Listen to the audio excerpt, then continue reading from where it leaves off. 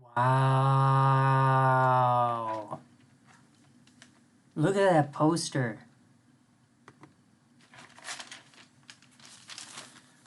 Let me show it again.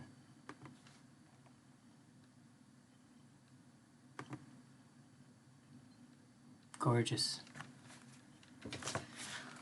What's up, everyone? Welcome to KO Bets. Before we get started, my name's Bill. If you wouldn't mind, please subscribe to the channel. Drop a comment, like the video, dislike it, do whatever.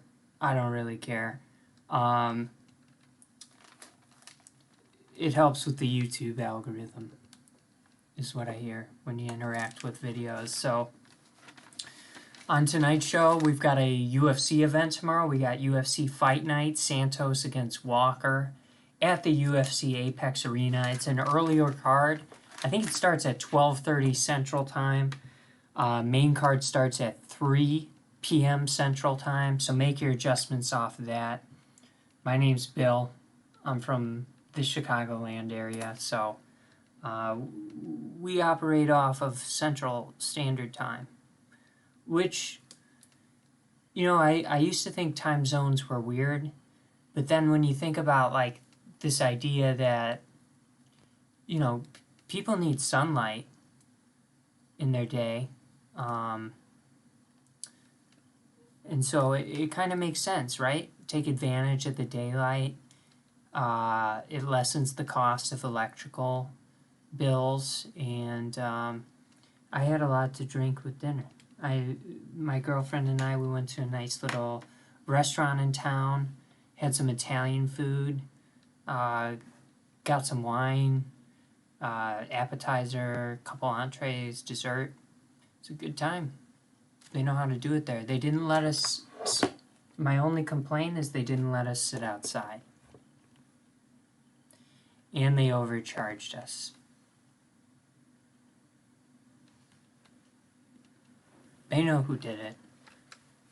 They know they did. I wrote it on the receipt. They know they did it.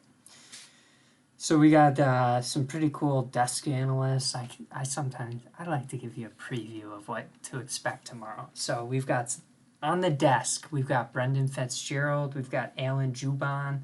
We got Bilal. Remember the name Muhammad. Megan O'Leary is our pre-info. She will conduct pre- and post-fight interviews. She's the best at that. And then color commentators will have John Anik, Michael Bisping, DC. So it should be a pretty entertaining fight card. Let's get into it then. If it's so entertaining, let's just get into it. So we'll go through the prelim first. The first fight on the card is Alejandro Perez against Johnny Eduardo. Perez comes in with the favored odds at minus 250. I use Bovada. By the way, if you want a chance to earn up to a free $100 in bets, you can use the promo code. If you just go to my account under description, account description, or maybe it's about, there's a link there.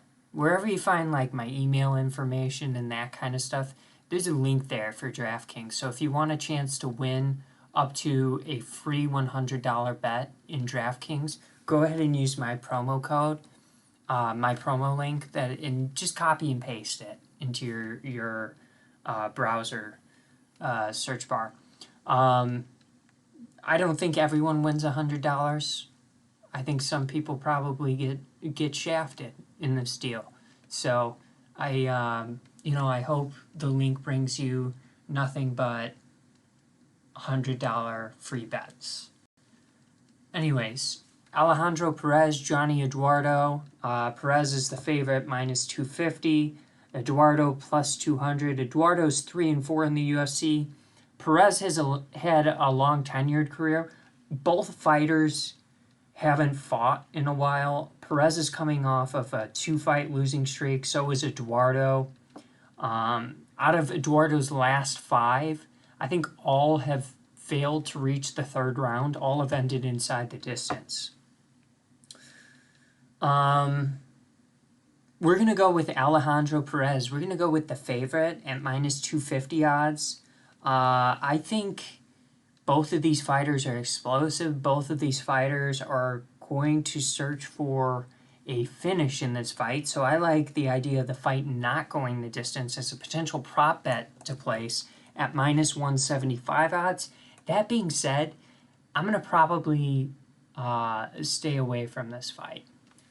Simply because both fighters, I think we're looking at like best case scenario 2 years off for both of these fighters. So I just feel, a little bit more comfortable. Maybe I'll include Perez at minus 250 on a couple of parlay picks, but I kind of like the idea of this fight ending inside the distance. I actually really like that idea. But just because the long layoffs by both fighters, I threw out that prop bet. I wouldn't take a whole lot of value. I wouldn't bet a lot of money on that result. I think Perez should win and could win, but it's a decent fight. In the next bout, we've got Stephanie Egger against Shanna Young. Stephanie Egger is the favorite at minus 140 odds. Shanna Young comes in at plus 120 odds. Both fighters are 0-1 in the UFC. Shanna Young probably carries the advantage as far as striking in this, but she is very hittable herself. But I do think she wants this fight to stay on the feet. Egger, she needs to go for takedowns. She's a great submission artist. I throw that word around loosely. A 5-2 fighter. I'm not sure if she's great at anything, but as far as her skill set, she's gonna definitely want this fight to be a grappling match. I do perceive Shanna Young as maybe being the more maybe she's more well-rounded, but I think Egger possesses a distinct advantage in the ground game over Shanna Young. So we're going to go with Stephanie Egger on the money line pick. As far as a prop bet, I'm going to toss out a couple.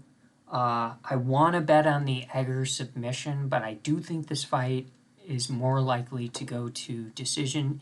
It doesn't give you a great breakdown of Shanna Young's statistics, but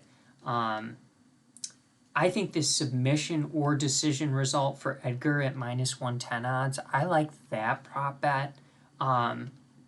Again, do you even bother reaching for it though when Stephanie Egger's coming in at minus 140 odds?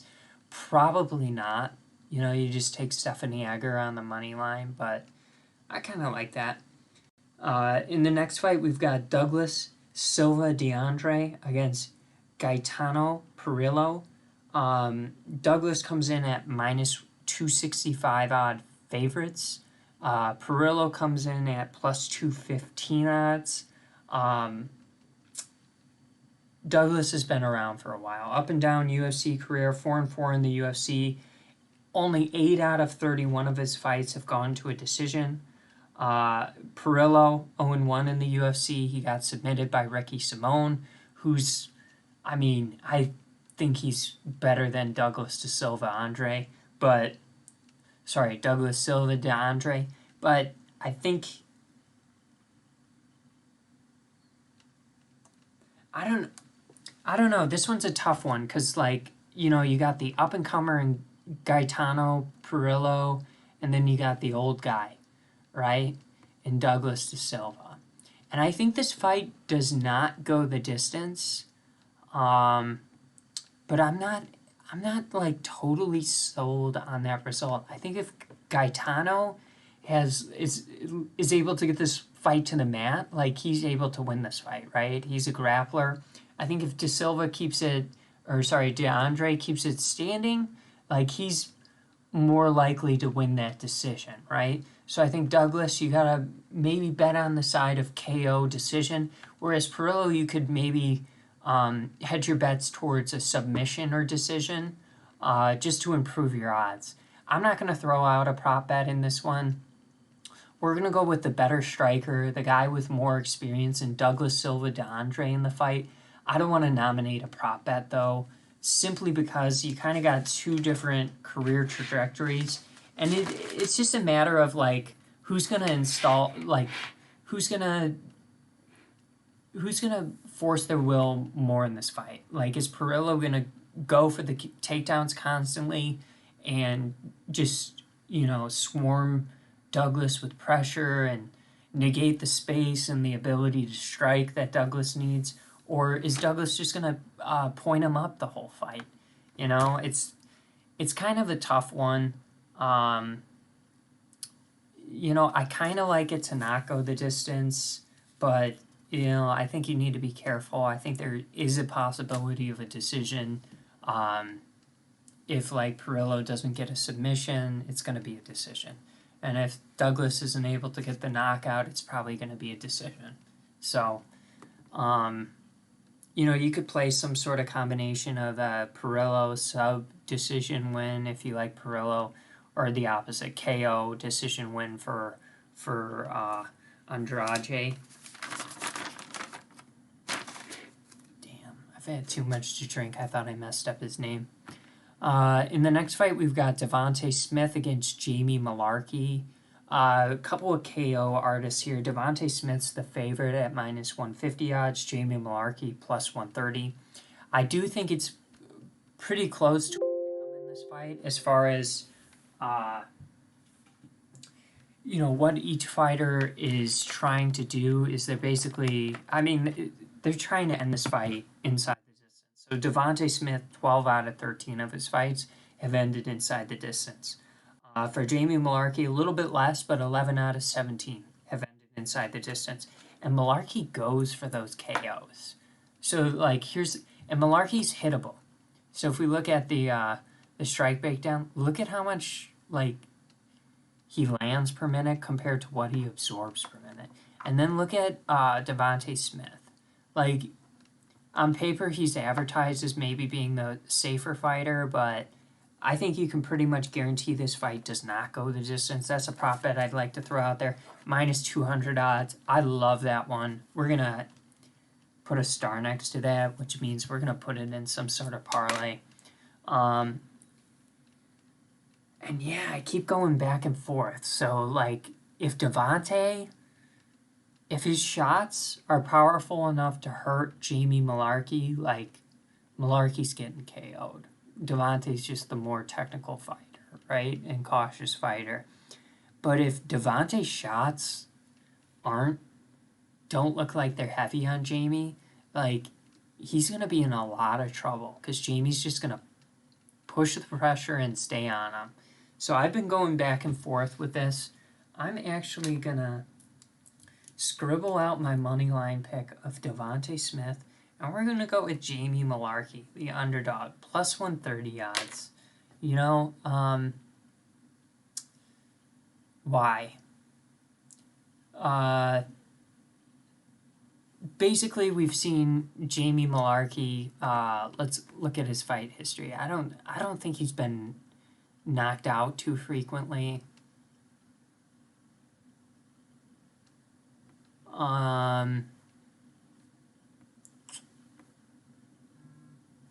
Let's see. Yeah, went to a 3-round decision in his last loss, 3-round decision in his last loss.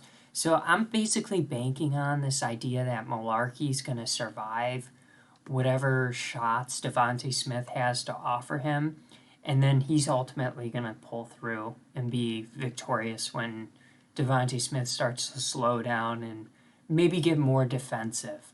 That's when Jamie Malarkey's going to really open up with the combinations and potentially put him away. So we're going to go with the Australian Jamie Malarkey. In the next bout, we've got Beath Correa against Carol Rosa. Correa, long-tenured UFC fighter. She's fought against the best of the best. We're talking Ronda Rousey. We're talking Holly Holm. We're talking Sajara Eubanks, you know, some really solid fighters. And the reality is she's kind of on this, you know, she's near the end of her career. She's not going to be competing for belts anymore. And we've got Carol Rosa, the up-and-comer who's 3-0 in the UFC. And she's just proved to be real dynamic and a really good fighter. So disappointing odds and spread on this card. On DraftKings, you're looking at minus 630 odds for Carol Rosa. Like, what are you going to do with that? I don't know. I kind of like this idea of the fight to go the distance and for Carol Rosa to win a dominant, unanimous decision in this bout. I think she can win this fight on the feet. I think she can win it on the ground. So for the fight to go the distance, that's minus 300 odds. Also, I'd like to, you know, there's tons of fun bets you could place on DraftKings. Like, stuff you couldn't even think up and fathom you could bet on this app. So let's go to the matchup here. Okay, so Carol Rosa's odds have improved to minus 590.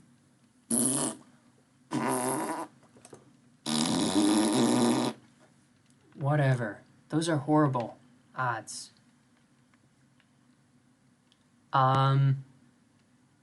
Fight to be won by unanimous decision, minus 135 odds. I think Carol Rosa wins 3 rounds out of 3 rounds here. I think it does potentially reach a decision. Don't tell anyone. I'm going to write that one down. That's a good one.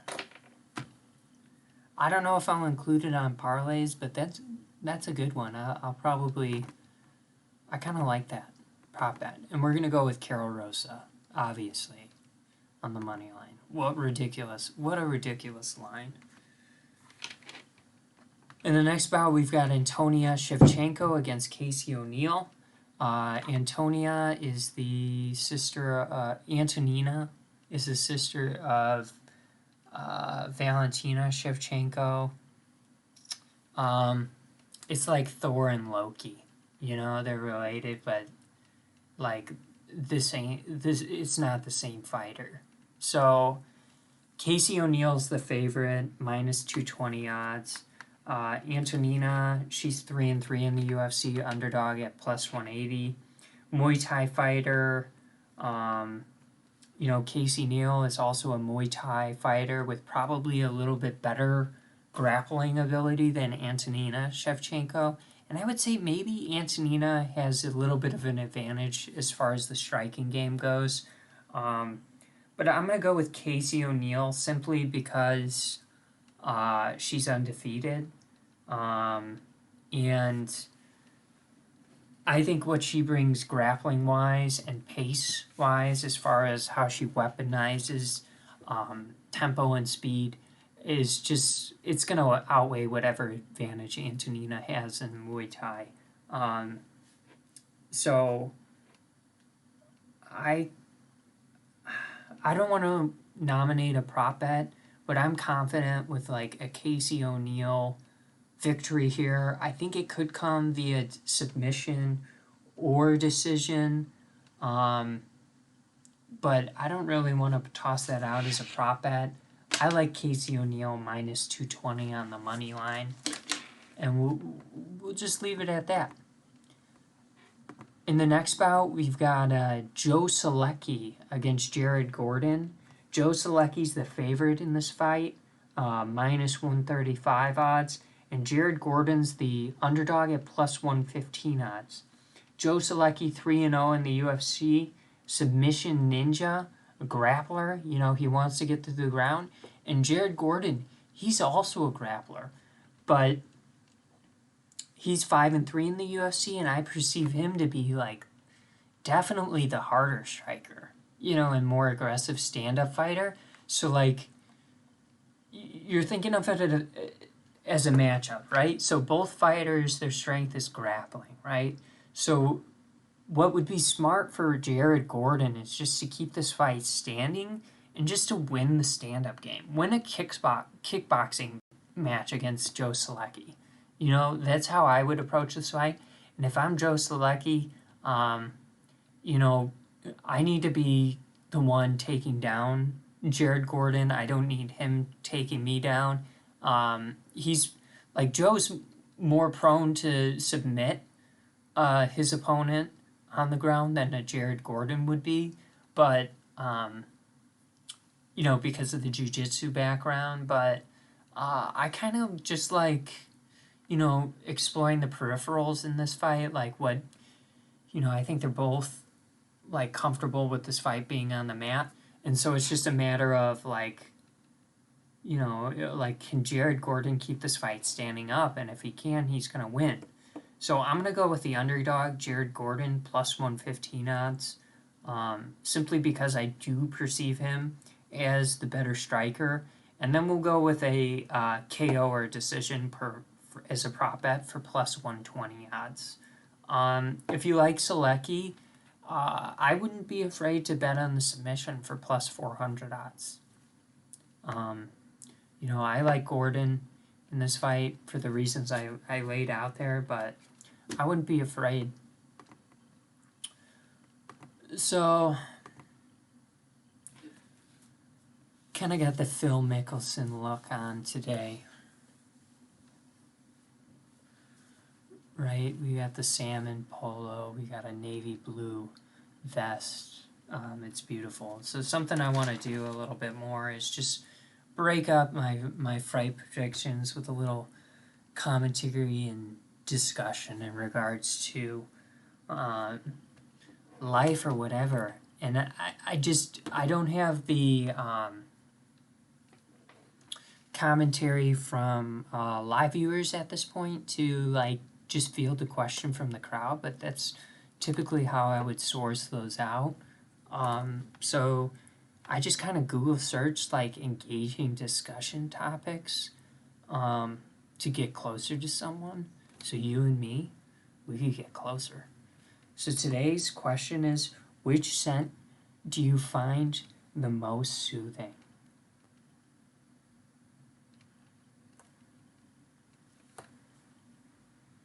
It's a great question. You know, a lot of things like popped around in my head. I was thinking like barbecue. Like I smell barbecue, like it's delicious. I want some. It just like draws me in. But maybe that's like more of like a you know, I think that's got more of a immediate satisfaction kind of connotation to it. So then I was like, I gotta get deeper, right? What holds some sort of sentimental value to me? And I think just like anything, you know, and then I got into thinking like, does it have to be a candle scent? Can it be any scent? Like, you know, like some scents are weird and we like them. It's true. But I'm gonna have to go with like any sort of green Christmas candle, like an evergreen kind of Christmas candle. I just love that smell. Same with like cinnamon and oranges. But specifically like the green evergreen kind of candles, they just put me in a good mood. I think about, you know, first of all, they smell terrific. And then I think about like Christmas time, and it just, you know, takes me back to, you know, happy days, happy memories. It's typically a pretty, you know, I guess it depends on where you're at in life, but it's typically a pretty emotional time of year, and I associate it with positive emotions, but there are some not so good ones, but for the most part, that evergreen tree, just that smell just puts me in a great mood. mood. So I would say that's my most soothing smell. If you've got a soothing smell, if it's the same as mine, different, share it in the comments. You could explain why. You don't have to explain why. If your favorite smell is butt, like, first of all, I don't know if I want an explanation. So don't explain it. Just put butt if that's what you like. But me personally, I'm going with like evergreen, like green Christmas candles, you know? Wreath. You know, and I don't know what that scent is. I don't know what it is exactly.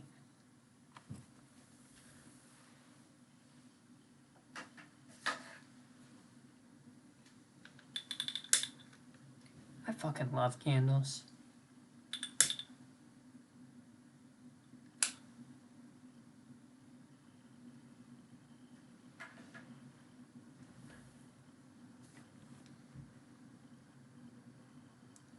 Let's get into the main card, because things are getting weird.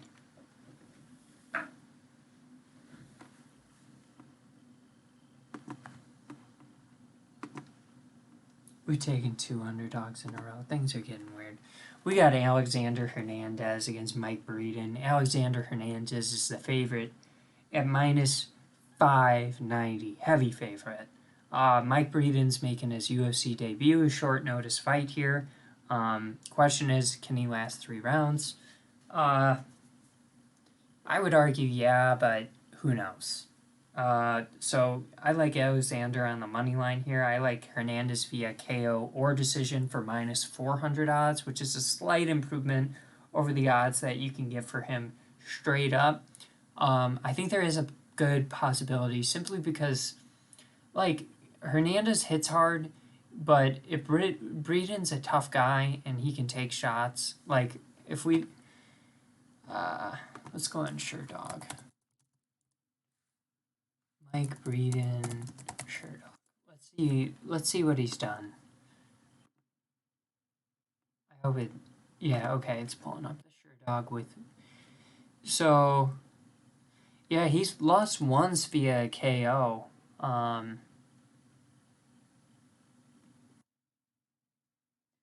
Ivy Nixon, the great-grandson of Richard.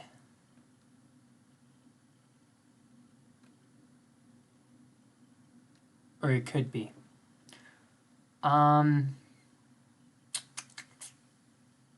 Yeah, so the question is like, so, I mean, he's only got 3 losses, right? And 2 out of 3 went to a decision. So, that's awesome. Amart, what's up? Thanks for stopping by, Amart, and sharing a comment. Let's see. Oh, I saw a funny video. Let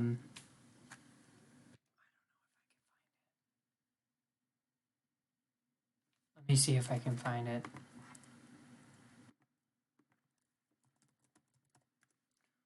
We'll go on YouTube here.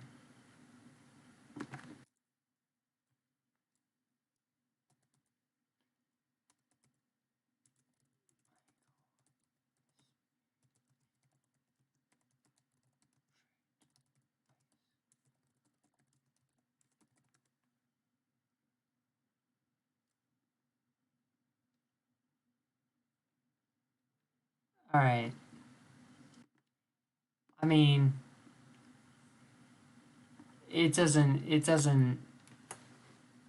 have the video. I think it was like on TikTok or something, and I'll write it down, but like their username was this.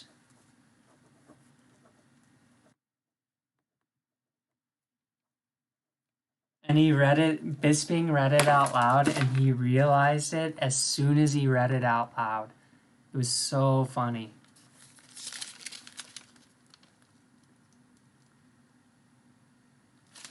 It was hilarious. Absolutely hilarious. I loved it. So, I've got my guards up today. I saw Amart. I was like, does that mean anything dirty? Nah, it doesn't. I don't even know what... do I know you, Amart?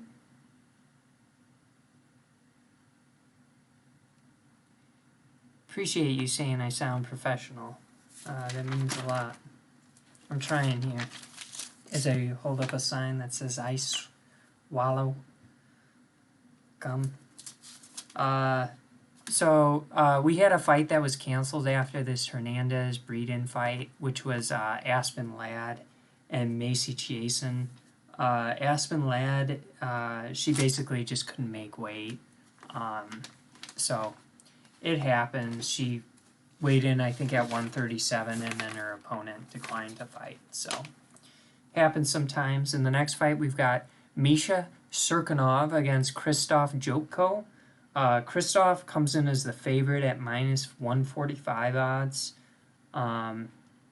Serkinov's taking a step down from, I don't know if you see this, he previously fought at 205, okay, and they lowered it. So he's coming down to 185 for this bout.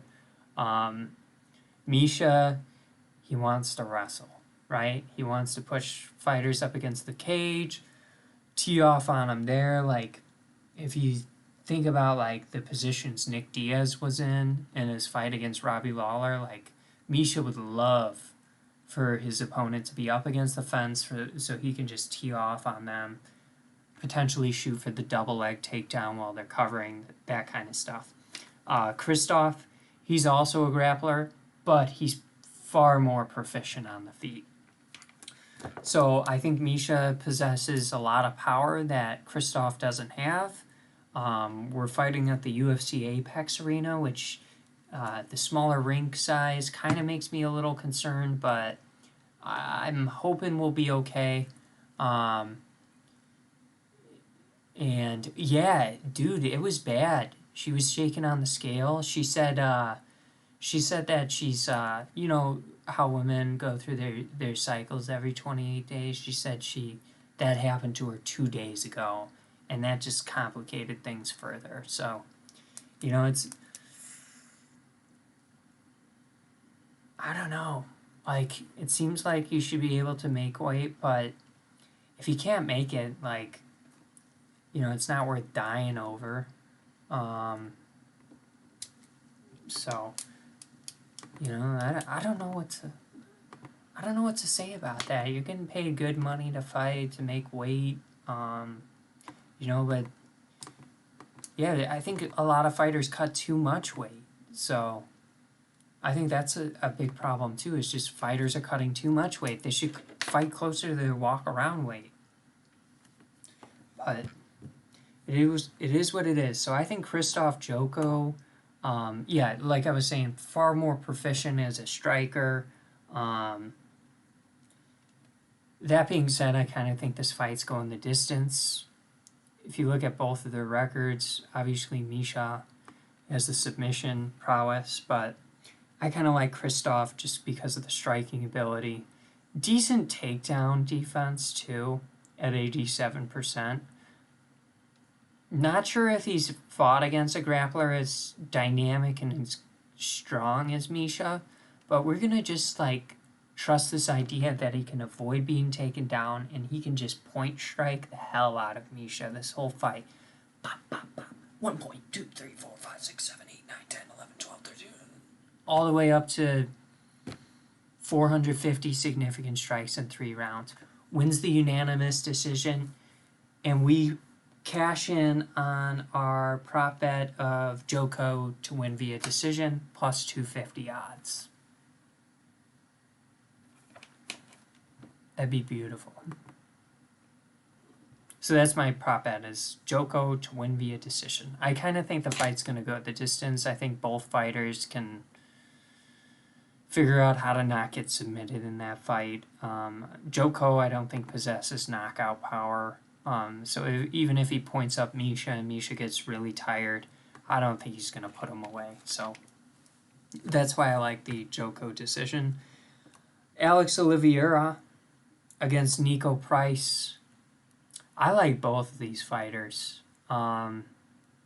they both have their flaws, but they are both entertaining as hell. Both tough fighters.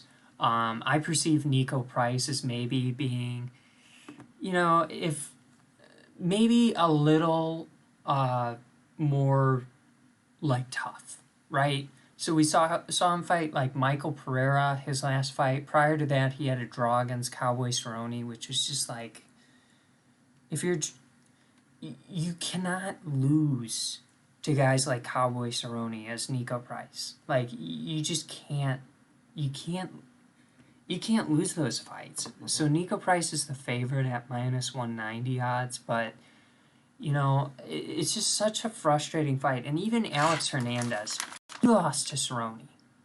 Like, there's just some young fighters, man, and their head cases. Like, they just need to go in there and get a win. And that's what Nico Price needs to do. Alex Olivieri, very dynamic. I expect him to be very exciting, dangerous in the first round, maybe the second round too. But just like against Michael Pereira, if that fight went another round, Nico Price would have won it. And instead, he loses the decision. I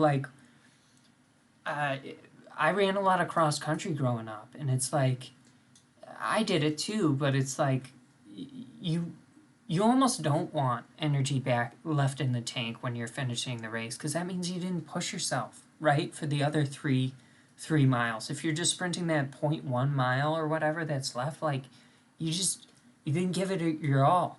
So, I think Nico Price needs to come out maybe a little more aggressive and try and, like, have the approach, like, I'm going to tie. He's going to kickbox me, and I'm going to try and tie him in this first round, right? And then he can really exploit and push the pace in the further rounds. So I think, I like Nico Price on the money line. I kind of like Nico Price to win via KO. But me, I tend to err on the side of caution, so I'm going to go with Price via KO or decision at minus 165. And at that point, if Price is minus 190 odds, like, just take Price. Just take Price. Don't even mess with the prop bet. I don't think the fight's going to go the distance. I think this fight plays out two ways. Like, we'll play it out both ways.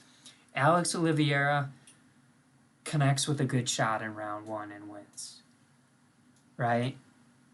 Or Alex Oliveira gets tired in round two or round three and just gives up and crumbles under the pressure of Price. I think that's what's going to happen here. I don't think the fight goes the distance. I kind of like that at minus 225 odds, that the fight doesn't go the distance. I'm going to draw a little cock next to this so I know to put it in a parlay. And then we'll go to the next fight. So we'll go with Nico Price. I like Nico Price in this. In the next fight, we've got Kevin Holland against Kyle Dawkis. Oops, and I keep forgetting to put up this browser page here. Dude, A-Mart. Drink a bottle of wine before this, brother. I'm trying. So we've got Kevin Holland, who's like the troll of the UFC, against Kyle Dawkis. And I love Kevin Holland. I like any fighter that's willing to be, like, boisterous and loud, and I don't know why. Like, some fighters are badass because they're quiet and they move around in silence and they're assassins or whatever, but, like, Kevin Holland's definitely one of those guys who talks a little bit of shit, and I enjoy it thoroughly. So he comes in as the favorite at minus 165. Dawkis is plus 145. Holland's coming off of a two-fight losing streak where he fought Vittori and Brunson, so like two elite grapplers. And Holland's he's just struggled a little bit with grapplers throughout his career. So he's living with, I think he's living and training with Johnny Hendricks right now in Texas, which is pretty cool. And so he took some time off and he's trying to improve the wrestling. And then we got Kyle Dawkis, who's 1-2 in the UFC. He's a big-time submission artist.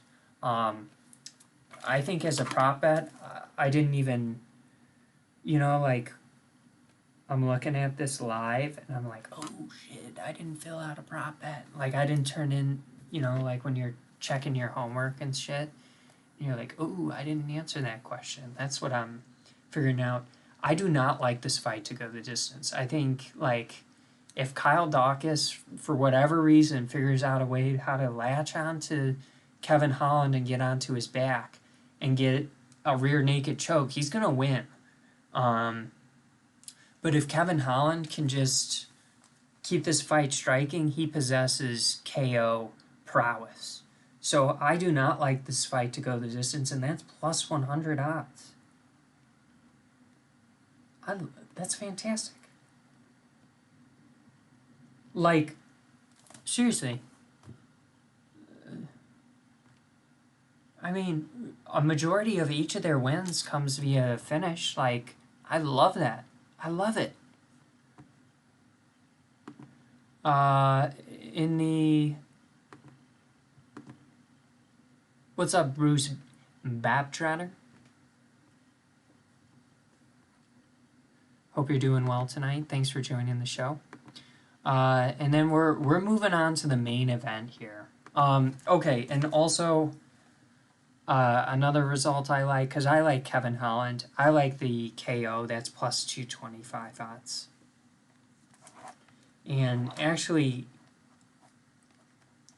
either one of those fight odds, if Kevin Holland loses to Kyle Dawkis, I don't know what to think. Like, he beat Jacare, he figured out how to beat Jacare Sosa from his back, right? He figured out how to KO him. But, like, he just cannot get taken down. And his takedown defense has been awful. Awful.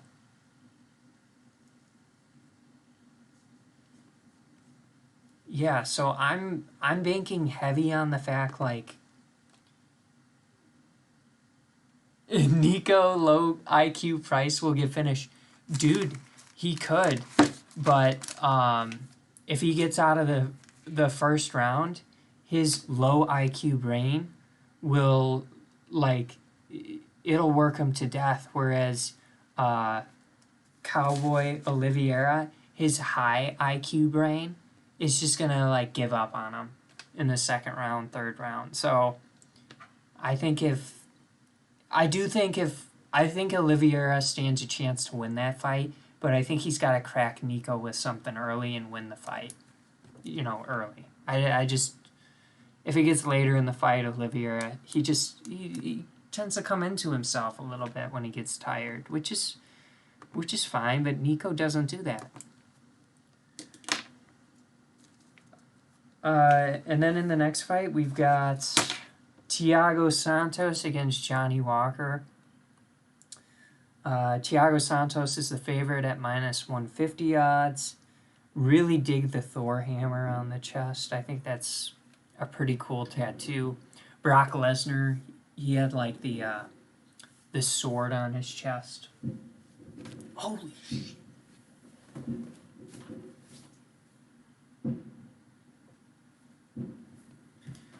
It's homecoming week in town, and I live real close to a high school, and they're launching off fireworks over there. I was seeing if I could see them. We could have watched them together for a while. So Brock Lesnar, he's got the, the weapon on his chest too. I think that's pretty cool. And then we got Johnny Walker, who, I mean, both of these guys, very... Man, I'd give a lot to look like either one of these guys shirtless. But both are very athletic fighters, tough strikers. I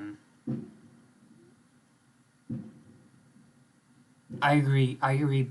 Bruce Bobtrotter, I tend to agree with you. I think Dawkis is kind of that perfect opponent where he's not, like, good enough for his grappling to be that big of an issue for Kevin Holland.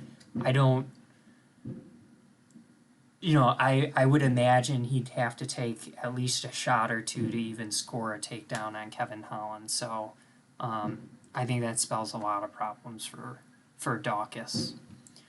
Thiago Santos, Johnny Walker here. I mean, I think we can agree, like, we like the finish in this fight, yeah? Yeah? I mean, let's just see what the odds are for the fight to not go the distance. Minus 650 odds for it to not go the distance. That is nuts.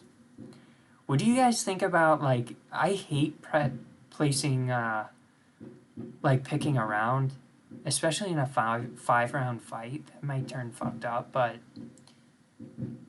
like, is it just going to be the first round? Is someone getting knocked out in this fight? I don't know.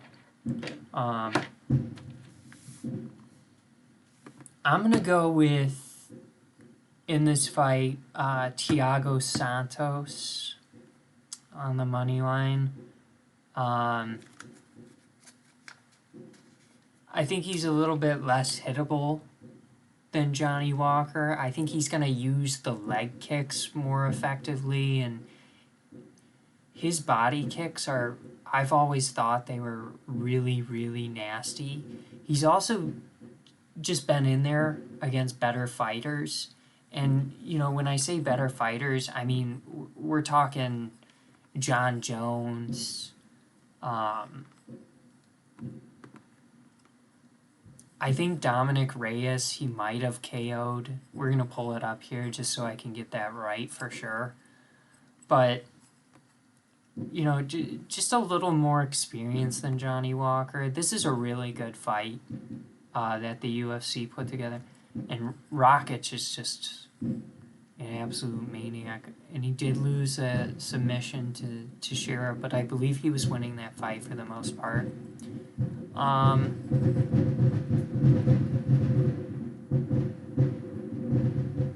damn, you hear that?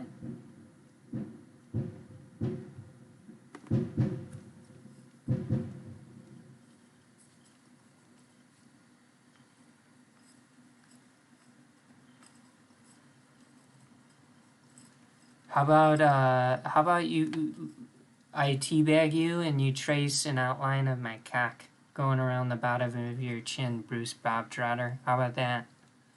What the fuck?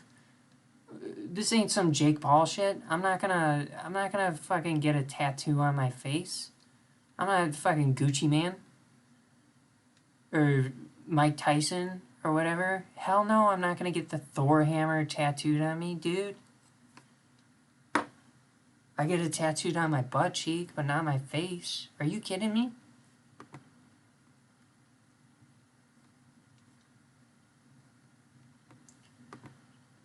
I don't even know if it would reach your chin, to be honest, if I did that. Probably stop, like, right at your eyebrow line. I definitely like the finish in this, and I'm going to go with Thiago Santos. I just like his ability to potentially point strike, frustrate Johnny Walker to a point where Johnny Walker overextends himself, and then he gets his lights knocked out. Also, I think Johnny Walker is a little weird. I think he's a really gifted fighter. I think both fighters are really gifted and good fighters, but I don't know. In the spotlight and the limelight, even though he has never demonstrated an ability to win that type of fight, I kind of like Santos. I don't know what it is. Like, I do think it's a pick'em though. Like, I think either fighter could potentially win land a shot and win. Man,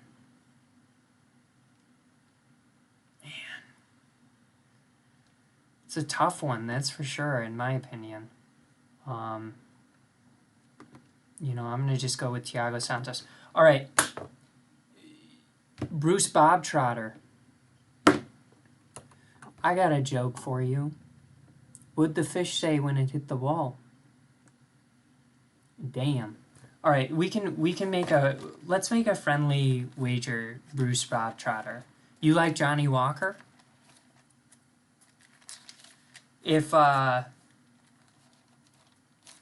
Johnny Walker wins, you can see my Venmo information, or sorry, not my Venmo. You can see my email info in there. Just reach out, or if you see me on a live show, just drop your Venmo or Cash App or whatever.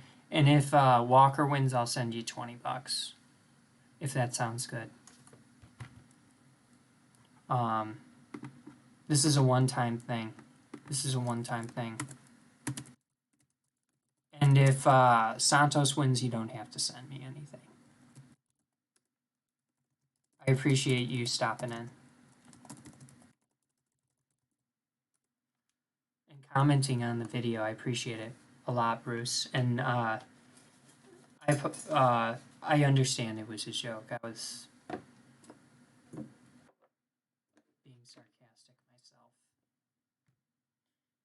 myself. If I wasn't, then I think it would constitute as like sexual assault, saying I'm gonna teabag you and trace my cock on your face. Like, I hope that's not serious. John Callahan, hey, that's my little brother, guys. Good segue into a question for Johnny. For someone trying to get into UFC, what is your best advice? So my best advice is that you don't have to bet on every fight. Like, I bet on the Bengals and the Jaguars last night. Why? Because I was freaking bored and I wanted to bet on Thursday Night Football. And I took an alternative spread line and I lost on 1.5 points. Like, and like neither team was good enough to win, or good enough to like really throw your money behind. So,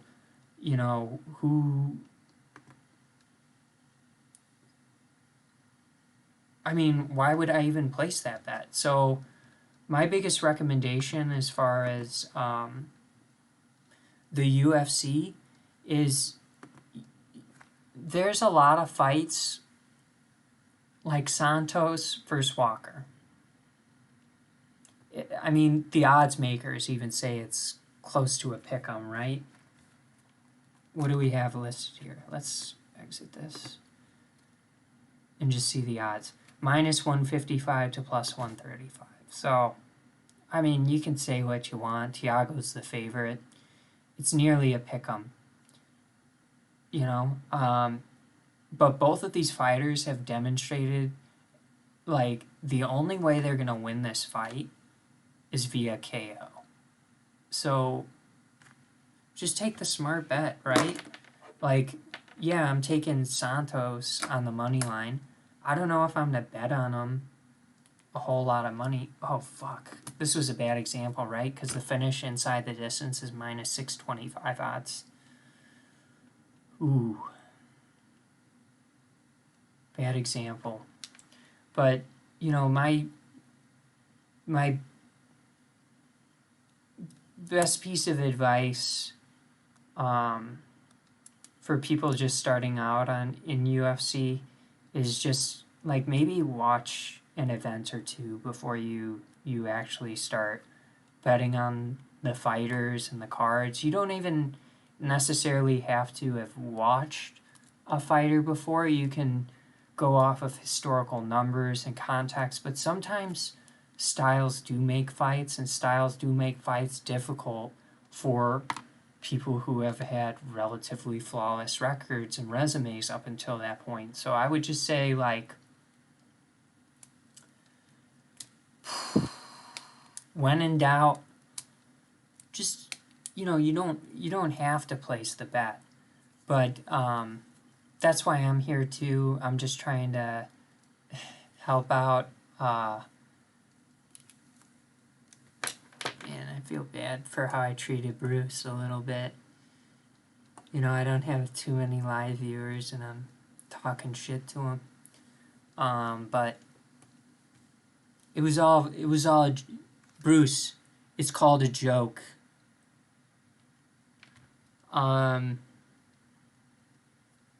But yeah, I would just say like watch a few events, get a feel for it. You know, understand like what the sport is. Like if you're a lot of fights go to a decision, and if you're an active fighter or if you're a point fighter or you're someone who can secure, you know, a takedown and a half per round, like that gives you a competitive advantage in a decision contest. If you're a knockout artist, like, you know, why even fuck with the money line? Like, bet on the knockout. But, like, try and understand the sport a little bit before you,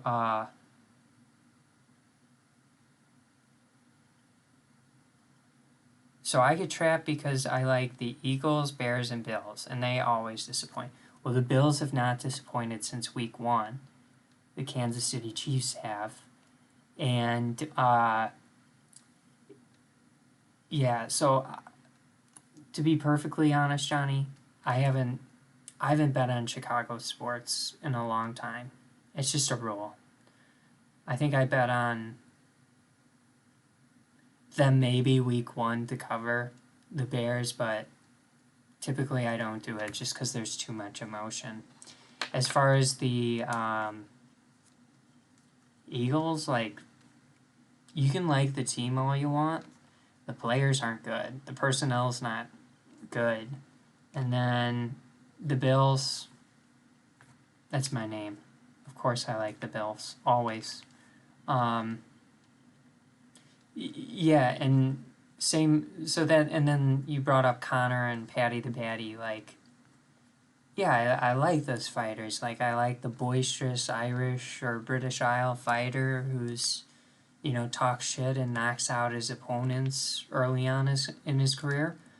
You know, I knew the smart bet was on Dustin Poirier last fight against Connor, but on my channel, I came out and I picked Connor.